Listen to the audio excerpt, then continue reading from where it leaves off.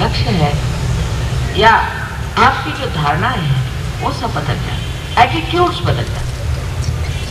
सहयोग में हम कोई सिस्टम नहीं बनाते कि 4 बजे उठना है, घड़ी देखो, उठ के बैठे, नाक दबा के बैठो, नहीं, कोई सिस्टम नहीं। सिर्फ आपकी धारणाएं बदल जाती हैं, आपके तरीके बदल जाते हैं, आपके लक्ष्य बदल जाते हैं अपने आप से।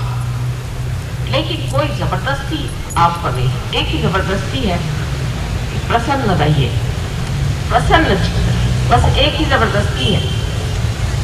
एक ही मांगना है कि अपने से नाराज नहीं, अपने पर दुष्ट न रहिए, अपने से संतुष्ट रहिए, अहंकार नहीं करना, लेकिन अपने से संतुष्ट रहिए, प्रसन्न चित्त रहिए, बस। बाकी कोई भी आपके ऊपर में कोई चीज लादी ना, तो ऐसा ही हुआ कि कोई अगर वृक्ष बढ़ रहा है जीवंतता से, उस पर कोई चीज आप ला दीजिए। लेकिन ये अंदर से होने वाली चीज है, घटित होने वाली चीज है। समझ लीजिए कि हम इस फूल को खींचे या तोड़े या इसको कुल्फी करें, मशीन में डालें, इसका फल नहीं हो जाए। फल इसका तभी होगा जब ये वृक्ष पे लगा रहेगा, उससे संबंध होगा, और इसके अंदर जब वो क्रांति होगी, इसके अंदर अपने आप फल हो जाएगा। इसी प्रकार आप में भी फलश्रुति तभी होगी जब आपका संबंध उससे लग जाए जो अनेक नामों से जाना जाता है, निराकार, निरंजन। उससे जब आपका संबंध हो जाए, इसे अंग्रेजी में डिवाइन कहते हैं, उस परमात्मा से, उस प्रकाश से, उससे, उस प्रेम से जब आपका संबंध हो जाता है, उसी की धारा से आप स्वयं एक फल स्वरूप हैं। और वो फल आपको सुख देता है। आप अपने को देखकर खुश हैं, आप अपने अंदर की जो सुंदर सुंदर भावनाएं और लहरियां बह रही हैं, उसे जानकर आनंदित हो। ऐसा तो कभी भी नहीं होता। जो फल आप खाते हैं, वो फल स्वयं उसको कुछ नहीं जानते। जो दीप जलता है, वो दीप स्वयं को नहीं जानता, लेकिन यहाँ आप अपने को जानते हैं और अपनी शक्तियों को भी जानते हैं, और सब जानते हुए भी आप अत्यंत नम्र हो जाते हैं। अब यहाँ ऐसे बहुत से लोग हैं, कम से कम मेरे ख्याल से 50% लोग यहाँ ऐसे हैं जो पार हैं, और कम से कम इसमें से 30% लोग ऐसे हैं कि जो बहुत पहुंचे हुए पार हैं। लेकिन आप देखिए तो आप ही जैसे उनकी शक्ल दिखाई देगी, आप ही जैसे कपड़े पहनेंगे, रहन सहन वही रहेगा, लेकिन अंदर से मस्ती रहेगी। शक्ल फर्क हो जाएगी, आप एकदम पहचान सकते हैं कि योगी जन है। आंख में चमक होगी, मुंह पे रौनक होगी, एक अजीब हंसता हुआ फूल जैसा चेहरा हो, एक मस्ती होगी। जैसे कहा गया है कि जब मस्त हुए फिर क्या बोले, अब जब मस्त होगा तो उसको बोलेंगे कि वो तो अनुभव की बात है, और ये अनुभव को प्राप्त किए बगैर आप दिमागी जमा जो करते हैं, वो सारा समय बर्बाद करना, मेरा भी और आपका भी। अब समय तो कम है, और मैं चाहती हूँ कि आप अनुभव को पहले प्राप्त करें, पर अनुभव प्राप्त होने के बाद भी उस पर लोग विश्वास नहीं करना चाहते। मनुष्य इस कदर आत्मा संवेदनशीलता उसकी इतनी कम हो गई है, इसे कहते हैं कि ब्लंट हो गई है, कि जब तक उसमें कुछ सेंसेशन नहीं दिया जाए उसको समझ नहीं आता। इसलिए आजकल का जो म्यूजिक चलता है वो ऐसा सुंदर नहीं होता है, जो सेंसेशन होना चाहिए, जिससे आदमी की खोपड़ी में घुस के, सर में घुस के, कान में घुस के, नाक में घुस के, किसी तरह से जाके वो नर्व में घुसे। जब तक कोई सेंसेशन नहीं होगा, न्यूज़पेपर नहीं क्यों पड़ेगा, उसमें वो सब कौन मारा, किसने मारा, किसने डाका डाला, फलाना किया, वो जिससे कि आप में सेंसेशन आए, तो सेंसेशन खोपड़ी में जाने नहीं वाला।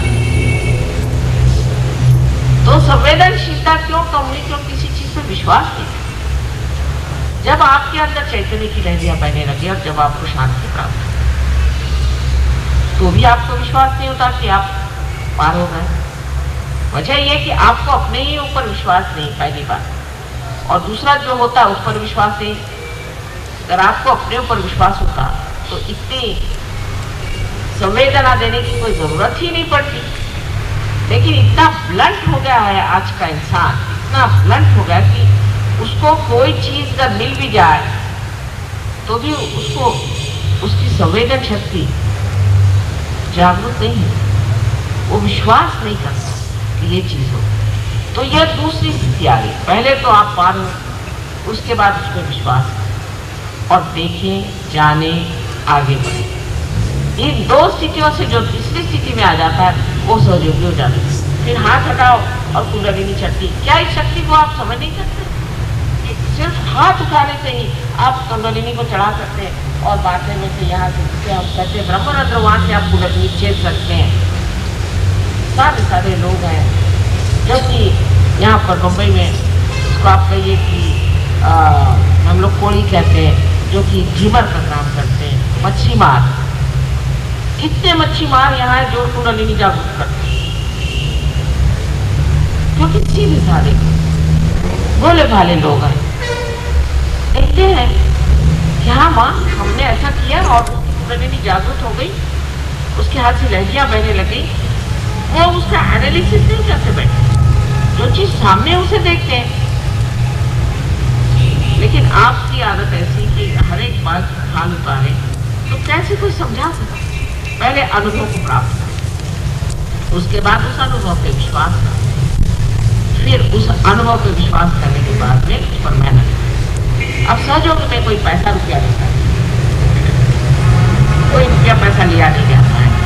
नहीं तो हम भी यहाँ पर रुपया पैसा लेते हैं और बड़े बड़े महल खड़े करते हैं और उसमें फिर आप आके बहुत खुश होते हैं, हाँ हाँ कितना बड़ा कार्य हो रहा है, इतने लोग इसमें आए, इतने महल खड़े हुए। बिल्कुल, इसलिए शादी जगह में, किसी के घर में, कहीं पर भी प्रोग्राम, फिर वहाँ बड़ा साहब नहीं जा सकता क्योंकि तो वो मोटर में आएगा। अरे परमात्मा के दरवाजे जा रहे हो भाई, सर झुका कर आओ। वो मोटर में है, बड़ा साहब है, वो नहीं अंदर आ सकता, वो सहयोग को प्राप्त नहीं होगा, तो बैठा रहा मोटर में। परमात्मा के अगर मोटर में बैठना है तो पांव से जूता उतार करके, सर झुका करके। तो तीसरा जो प्रश्न खड़ा होता है, प्रॉब्लम खड़ा होता है, वो ये कि अब ये एक ढीमर है, मच्छी बार है, और साहब इससे कैसे रियलाइजेशन लिया जाए? और जिसने इतनी बड़ी रामायण लिखी वो वाल्मीकि कौन था? और जिन्होंने ईसाई धर्म को फैलाया था वो 12 की 12 कौन थे?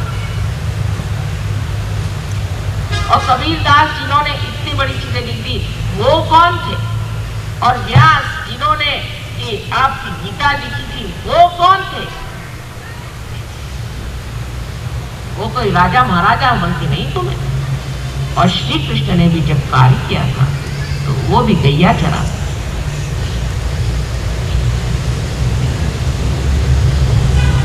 आप लोगों को यही तो मुश्किल है समझाना कि भाई ऐसी जगह जहाँ कुटिया हो, जहाँ जिस तरह से भी परमात्मा कार्य हो रहा है, वहां जाओ, बैठो, मेहनत करो, वहां पाओ।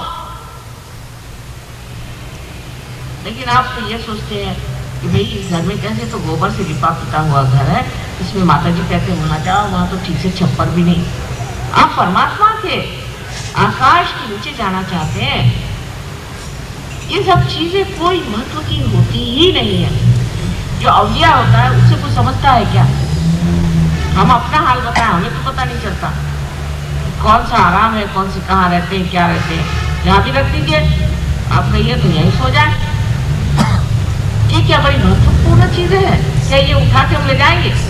जब 4 कहार उठा के ले जाते हैं तो किस तरह से उठाते हैं? लेकिन सत्य को जब हम नहीं जानना चाहते हैं तब ये सब बहानेबाजियां चलती हैं। उससे आगे फिर ये भी बात चलती है कि वहाँ हम गए थे तो सहयोगी ने हमसे कहा कि तुम्हारा फलाना चक्र ठीक नहीं है और ऐसा ठीक नहीं है और तुमको ये चीज करना चाहिए। अरे भाई, आप अपने ठीक करने गए, आप पेशेंट है ना? वहाँ कोई इलेक्शन नहीं हो रहा है कि साहब आइए, साहब बैठिए, साहब आप हमारे वोट दीजिए, कोई नहीं। आपको अपना वोट देना है, खुद आपको अपने को पाना है, अपने को शक्ति देनी है, अपने को उन्नत करना है, खुद को प्राप्त करना है, किसी और के लिए नहीं। और फिर ऐसी हालत में एक विद्यार्थी की दृष्टि से, एक पेशेंट की दृष्टि से आप आए। कोई भी हो, वो साधु है, संत है, योगी है, महाजन है। पहले जमाने में अपने देश में कोई भी साधु संत किसी राजा के यहाँ चला गया तो आसन पे उसके चरणों में आते थे। आपको शिवाजी का उदाहरण मालूम है, जब रामदास स्वामी उनके यहाँ पहुंचे भीख मांगने, तो उन्होंने सब अपना सारा साम्राज्य उनके झोली में डाल दिया। ऐसे ऐसे महान लोग हमारे देश में हो गए, यही सामने हो गए। अब मराठों में ऐसे देखती हूँ मैं, कौन शिवाजी को जो मानते हैं, कौन एक करने वाला मिले तो।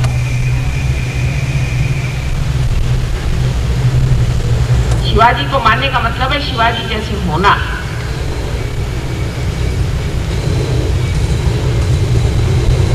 जो मानते हैं उनके जैसे होना।